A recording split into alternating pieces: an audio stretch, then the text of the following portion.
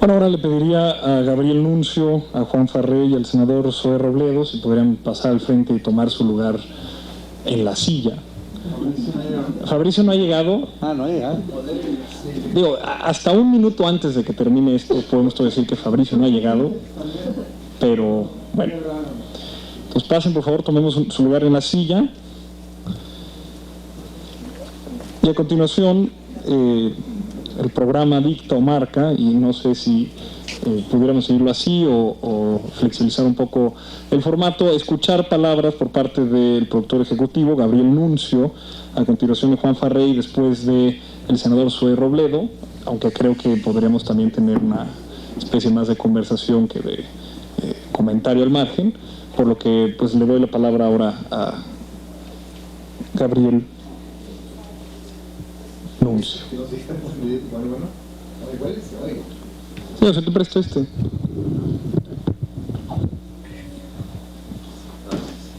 Pero bueno, sí me parece una idea inaugurar pues un diálogo. Si alguien tiene alguna pregunta, la puedo responder de manera muy amplia. El caballero de la camiseta azul. Tú eres el caballero de la camiseta azul.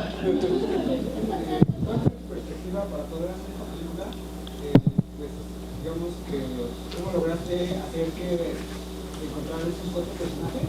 Okay. ¿Qué es lo que querías plantear con la proyección? Bueno, es que siempre es una imagen de un gobernador, como que sí es un poco distante con el pueblo, ¿no? Pero me agradó la manera en que los vemos como personas, o sea, no son así como que más alejados de nuestro entorno, ¿no? Y es una buena perspectiva que manejas. Ok, entonces son varias preguntas. La primera es: ¿cómo conseguimos sentar a los 4 gobernadores? La realidad es que 2 de ellos son tíos de uno de los productores de la película. Para bien y para mal, porque él también es editorialista en el periódico El Norte y es muy duro en sus editoriales, y ellos, o sea, luego nos enteramos que la tía dijo: no vayas, te van a poner una emboscada, y fueron como muy recelosos ellos, Fernando Canales y Benjamín Cloriant. Y Fernando Elizondo fue quizás el más sencillo, y Sócrates Rizzo, que él renunció al cargo, tomó licencia. Él estaba llegó con documentos que lo respaldaban su supuesta inocencia, su inocencia, y él quería contar esa historia, quería contar la historia de cómo había, de su redención, de que no era culpable. Y esa es la primera, cómo sentamos a los 4. No fue sencillo igual, o sea, fueron largas charlas. Les mandamos el libro de ¿cómo se llama el libro que mandamos? La herencia de Castañeda,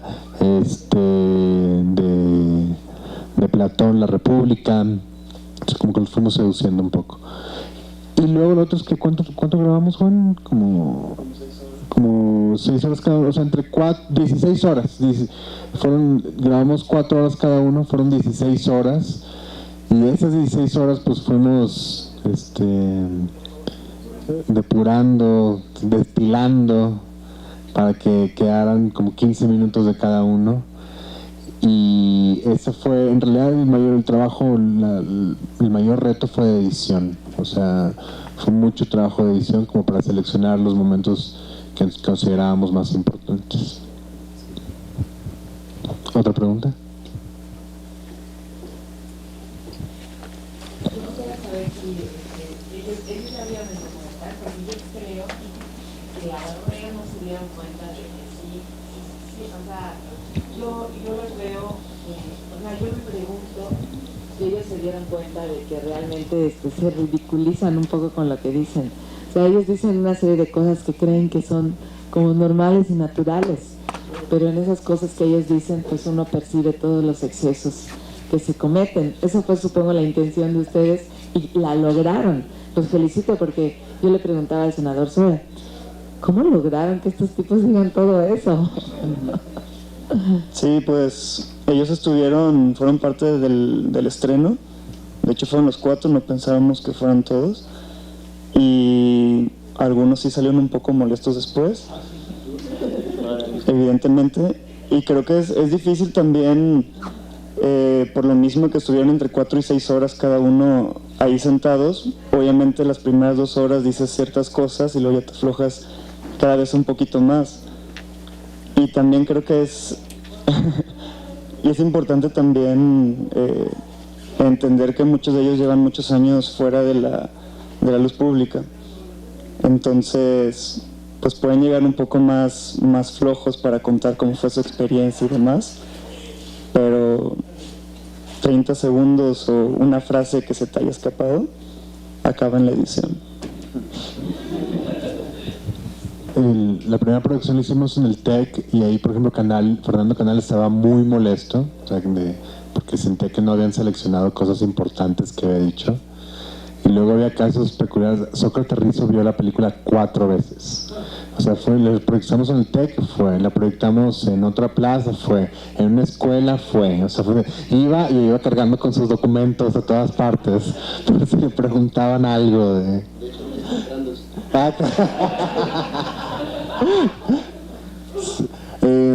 Pero al final ya a la distancia todos de alguna manera aceptaron que, o sea, sí fue una lucha grecorromana de que dijeran ese pedacito importante, porque luego digo, la película no es como no es un tobogán, o sea, sí, yo sé que es escuchar a estos políticos en una toma cerrada, o sea, de repente sí es una suerte de reto, o sea, es una película que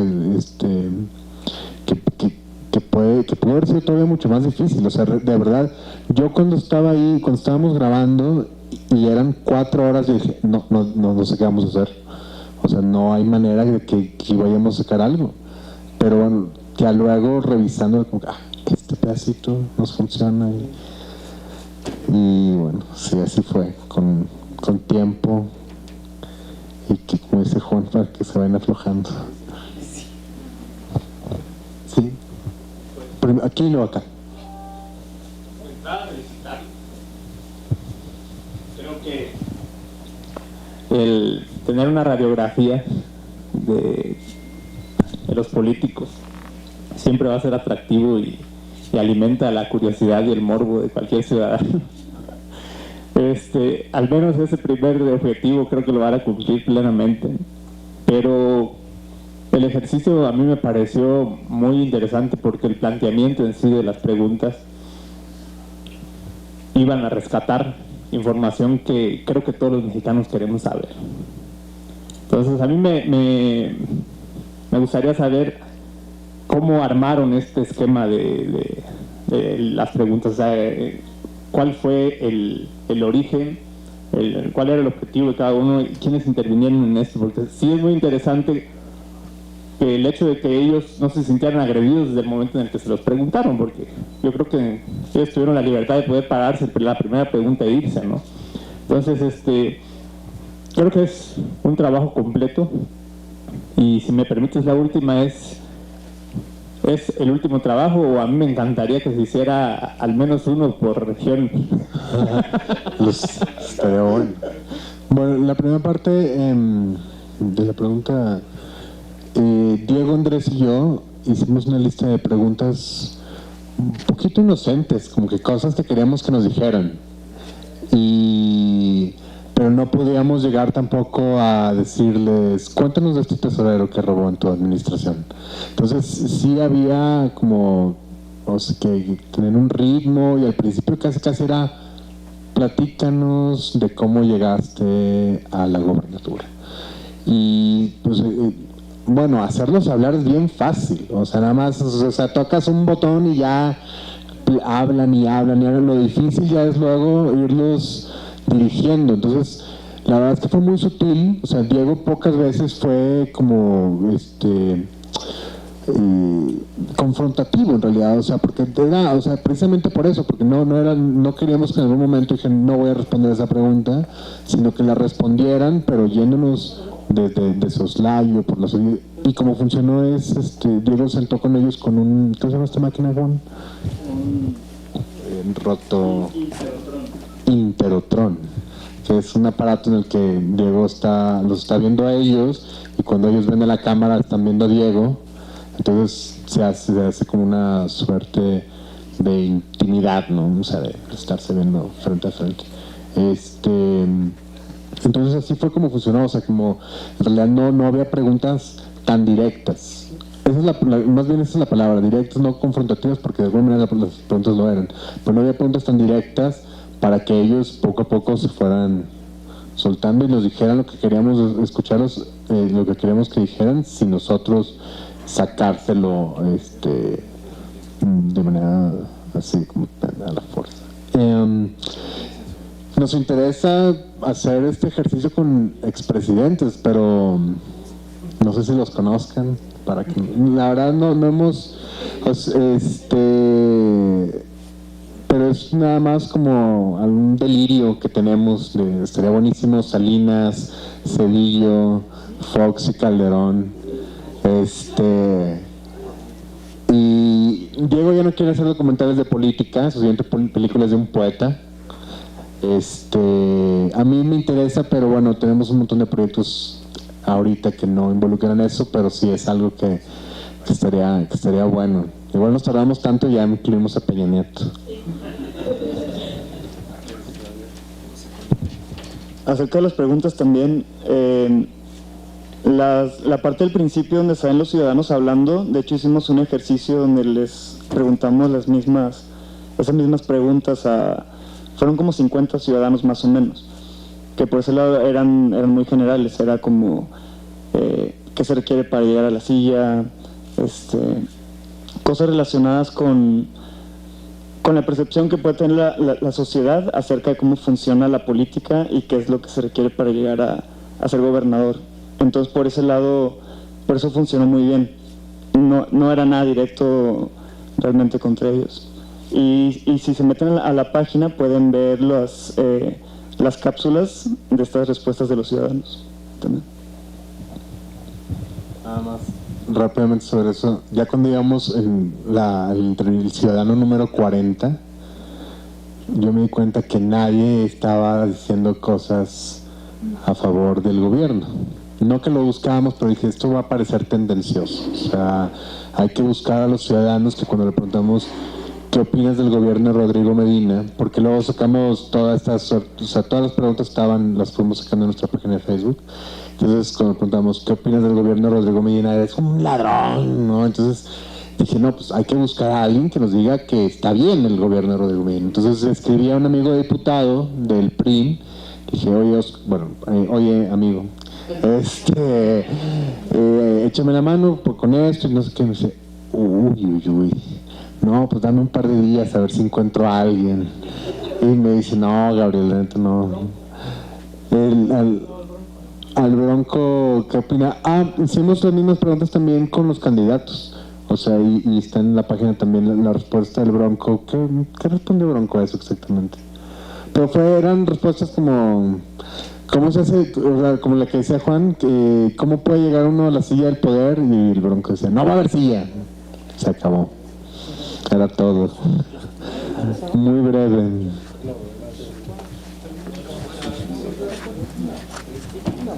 Pregunta corta. ¿Cuál es el proyecto de ese documental? ¿Hasta dónde se va a difundir? ¿Hasta dónde va a llegar? El documental lo difundimos en Nuevo León durante las elecciones en varias plazas. El objetivo era nunca cobrar. O sea, nunca estuvo en un cine comercial, ni buscamos nunca que lo estuviera, pero en ninguna de las plazas en donde fue proyectado se cobró ni un peso. Y proyectamos en universidades, en plazas públicas, pantallas inflables, en espacios como este. O sea, es una suerte de peregrinaje el que hemos tenido para presentar la película. Hubo se difundió en la plataforma, en el Portal del Norte, durante un día. Tuvo 11.500 visitas. No nos dijeron nunca si esas 11.500 personas lo vieron todo, pero el que 11.500 personas le han dado like a una película donde los protagonistas son exgobernadores, pues ya era bastante, pues ya era un logro para nosotros. Y la película también se mostró en Oaxaca, ¿dónde más? De verdad, pero en cafés con de 15 personas, o sea, literalmente cafés de 15 personas, o sea, en cualquier espacio, a veces lleno, a veces más o menos, pero pues eso, lo hemos estado empujando muchos para que lo vean. No lo hemos puesto en YouTube, nos interesa más este ejercicio, de platicar con la gente que lo va a ver. Gracias por la invitación. Gracias a Guillermo Olvera, gracias, y la invitación que partió del senador Zoé Robledo. Pero es vergonzoso ver que casi está vacía la sala. En la capital de la República, en una de las tribunas, y no es la que más, es la más importante de la nación, y que esté casi vacía. Ya se fue el señor Bravo, no creo que estaba, don Felipe, y que pues iba a proponer que por favor a la consideración de ustedes estuviera ahí en el presidium para que él, dentro de la respetable trayectoria que tiene, pues nos abonara con comentarios, pero creo que ya se retiró el señor Bravo. Bueno, casi sumándome a la pregunta y a lo que ya nos has hecho favor de contestar, ahora con esta moda de los medios electrónicos que me cuesta mucho trabajo usarlos, no tengo Face, pero en un club de chat de una fraternidad, soy chiapaneco, cristiano, entonces difundí un par de comentarios y me están preguntando de Chiapas, del propio Monterrey y de varias partes de la República, cómo pueden acceder para que puedan apreciar este contenido valioso. Gracias. Pues algo que hemos hecho es que nos pueden escribir y podemos ponernos de acuerdo si ustedes quieren igual mostrarlo en algún lugar. Digo, si uno de nosotros puede ir, estaremos encantados para mostrarlo. Igual la idea es tener el ejercicio, ¿no? Podemos darles una copia o lo que sea, pero por otro lado estamos viendo cómo lo podemos subir ya a alguna plataforma para seguirlo compartiendo, pero si contactan con nosotros, encantados. ¿Tendría costo, por ejemplo, si se tratara de un foro universitario o algo, tendría costo? No. Vamos a sacar un DVD a la venta y las ganancias van a ir a una ONG. Todavía no la elegimos. A la Fundación Secretario. A la fundación que le falta dinero. Con respeto.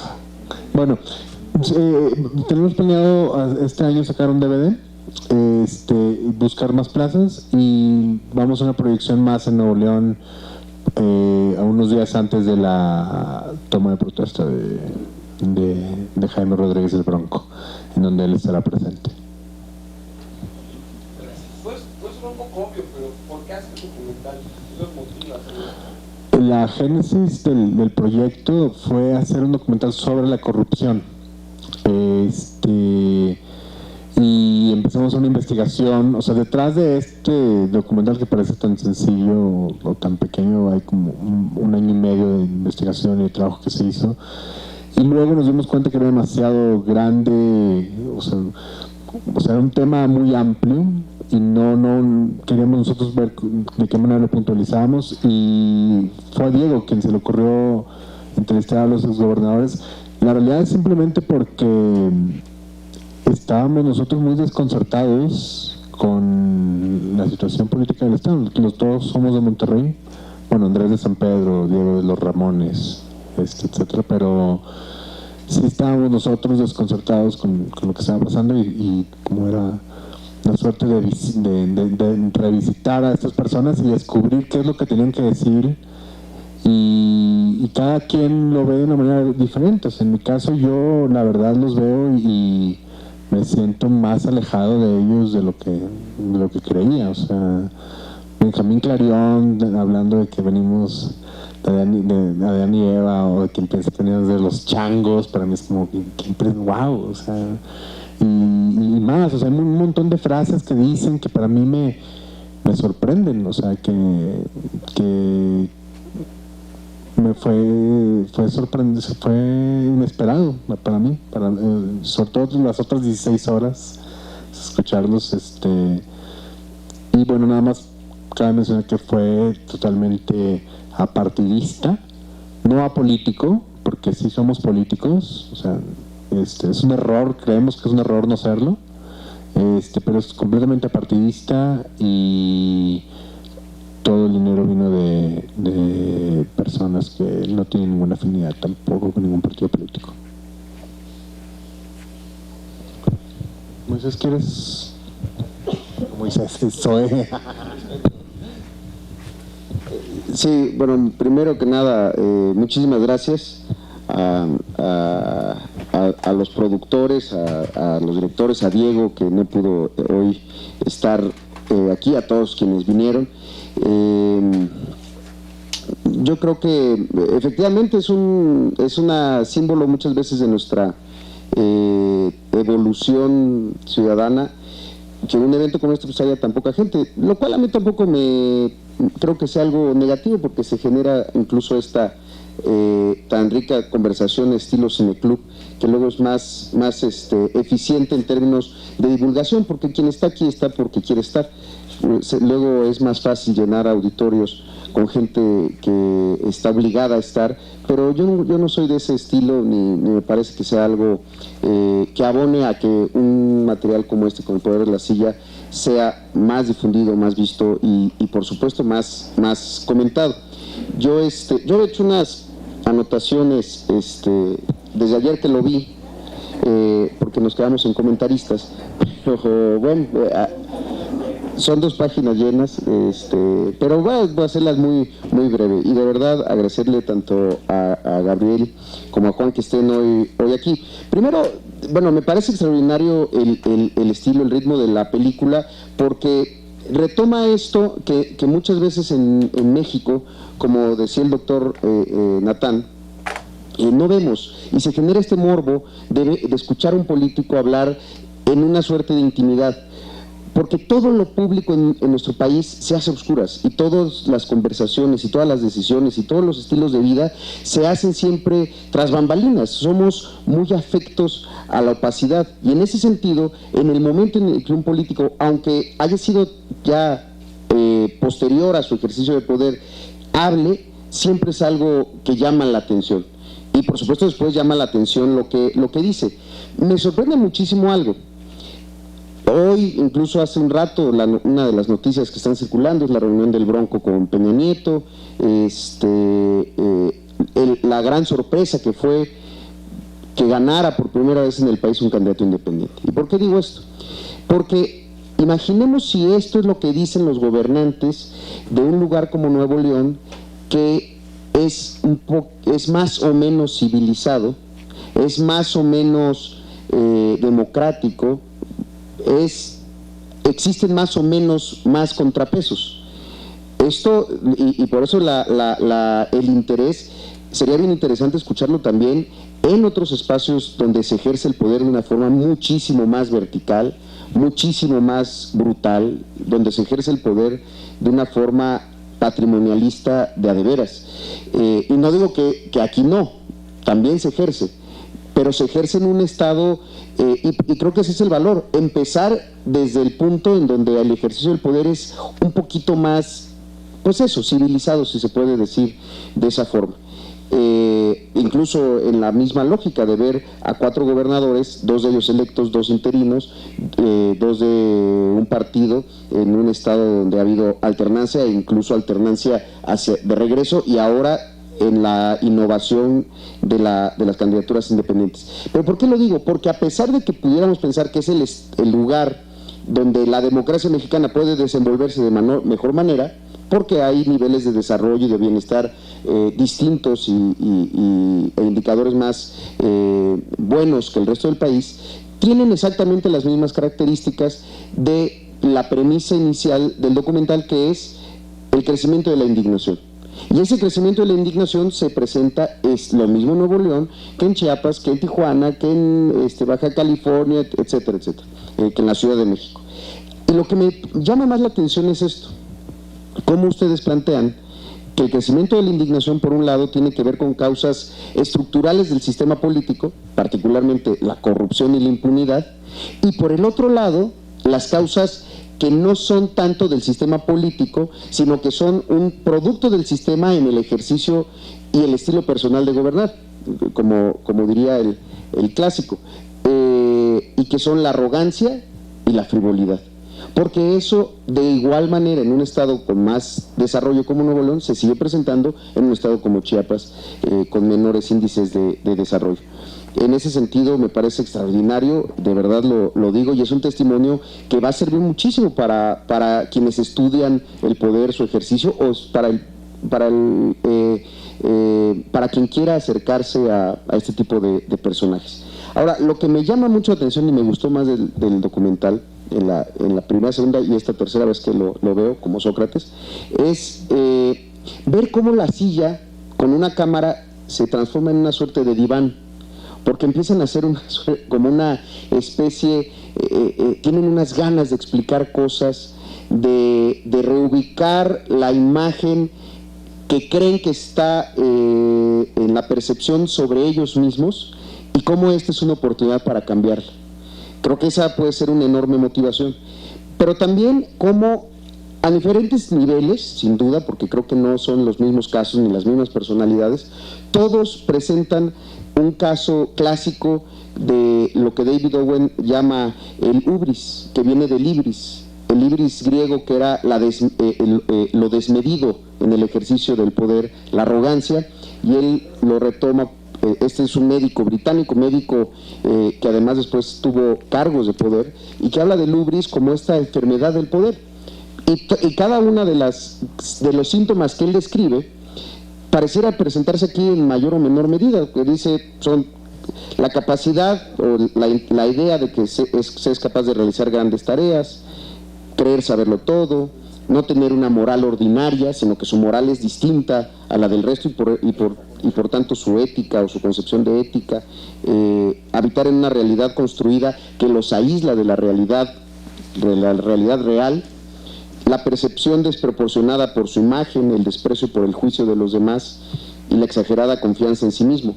Esto a mí me parece que es evidente en algunos pasajes que son extraordinarios de la película. Por ejemplo, Sócrates narrando que lo más importante de la visita del Papa respecto a Nuevo León es el regalito que le dio, y que el observador italiano, y que es una construcción de la realidad que seguramente está muy arraigada en él.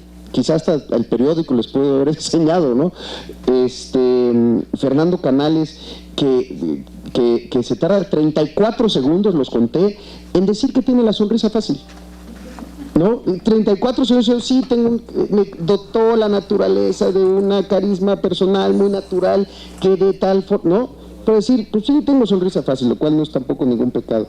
O Benjamín Clarion, cuando se autodefine como el mejor gobernador de Nuevo León, que ese video es bien interesante, pero dices, y del país, o del país, cuando entonces Nuevo León no es parte del país, pero bueno, o del país, de no haber sido porque su tesorero era un ladrón. Entonces, eso, bueno, lo mismo que acabas de comentar aquí, Gabriel, y yo lo respeto mucho a Fernanda Elizondo, pero esta insistencia de decir, no soy político, soy ciudadano. Los políticos también somos ciudadanos, todos somos ciudadanos, en el momento que tenemos obligaciones y derechos. Pero creo que la idea, y ahí me iría concluyendo, creo que la idea equivocada es pensar que ser un ciudadano que se dedicaba a otra cosa, que adquirió o tuvo tareas de encargos públicos, porque venía de otro lado, sigue siendo ciudadano. No, en ese momento se convierte en un político. Y más si después aspiró otra vez a gobernar, es un político. Pero también hay otra cosa, hay ciudadanos que en el ejercicio de sus tareas, desde las cámaras empresariales, los medios de comunicación, las expresiones artísticas, la creación cinematográfica, están haciendo posiciones políticas, y en ese momento adquieren una calidad política. Se confunden los cargos con la política, como muchas veces se confunde la autoridad con el poder. Y ahí creo que, bueno, son muy evidentes estas cosas. Y bueno, finalmente terminar diciendo, me parece extraordinario, hay de verdad, como decía la senadora Beristain hace un rato, cosas reveladoras que incluso llegan a la caricaturización. Este asunto de ver la simulación del electorado como un acto que solamente opera cuando no están a su favor, pero cuando están a su favor es totalmente auténtico. Si el elector al que se le dio una prebenda vota por uno, no es un acto de simulación, es auténtico identificación. O bueno, sí, ya para acabar, cuando Sócrates dice, en 1985 no importaba la imagen.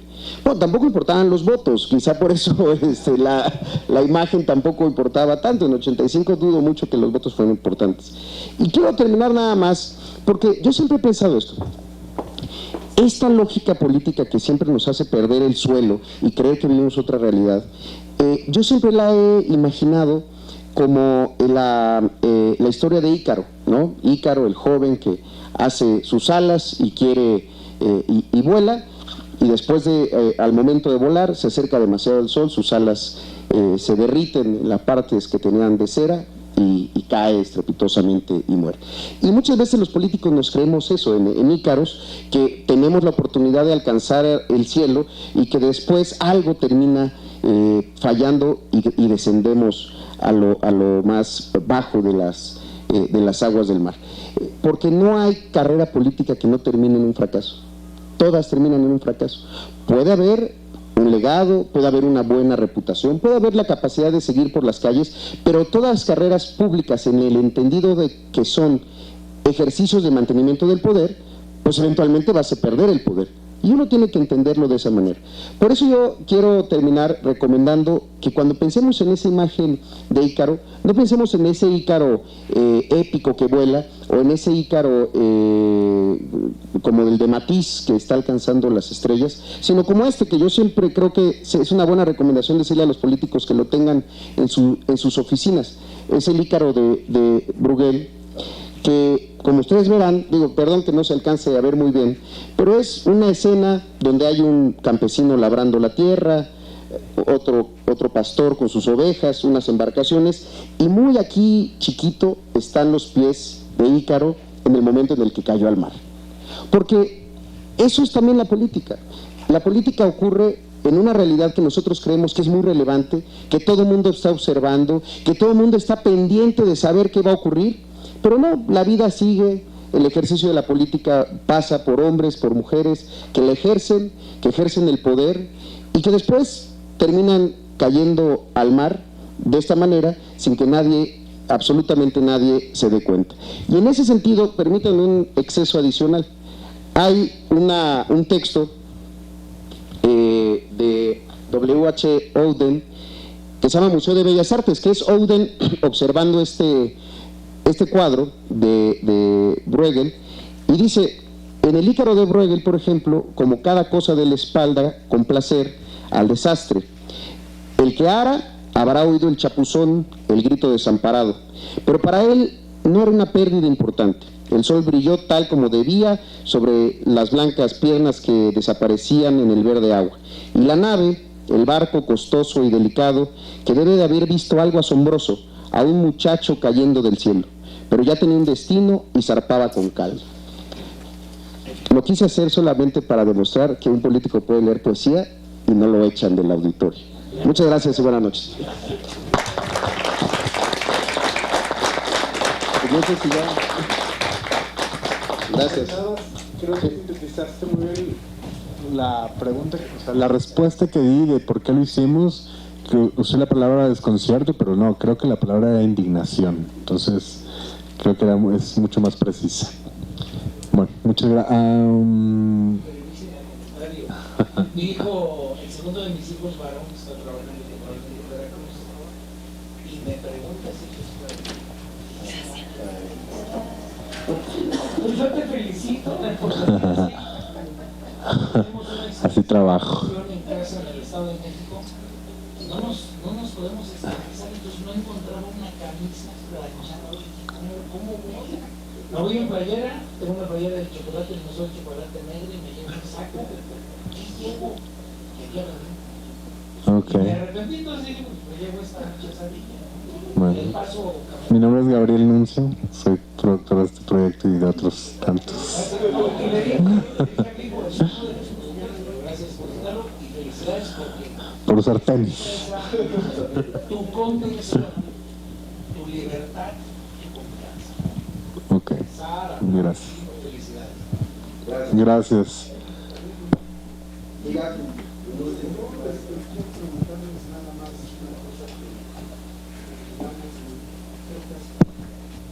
Ustedes dijeron muy claramente en cafés, en cantinas, en lo que sea, en cualquier foro, ¿verdad? Lo cual, qué bueno. Lo que quiero preguntar, ¿cuándo fue la primera presentación en fecha? ¿Qué fecha aproximada? 4 de mayo. 4 de mayo, antes de las elecciones. Sí, ¿No antes de las serán ustedes que causaron la indignación del Estado de Nuevo León para que saliera el Bronco? No sé. Colaboraron, pues. Se me hace que hay Pues sí, yo creo que de muchos, o sea, de verdad, lo que estaba pasando en Nuevo León fue impresionante. O sea, el grado de eso, de nuevo, la indignación. O sea, sí era.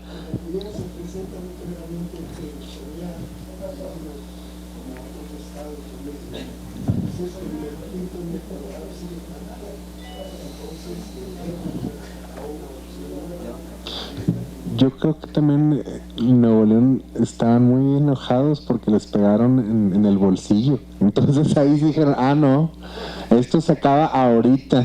Entonces, pues bueno. Pues agradeciendo la presencia de todos ustedes. Solicitamos ahora a los miembros del presidium que pasen al frente a tomar la foto conmemorativa del evento, que al parecer hay un protocolo que hay que seguir sobre eso, entonces habrá una foto sobre ello. Y después agradecerles a todo el mundo que ha estado aquí presente, los comentarios, por supuesto a los productores y al senador Zoe Robledo. Con esto hemos por terminado el evento, la proyección del Poder de la Silla. Muchas gracias, buenas tardes a todos. Gracias. Sí, aquí para el registro.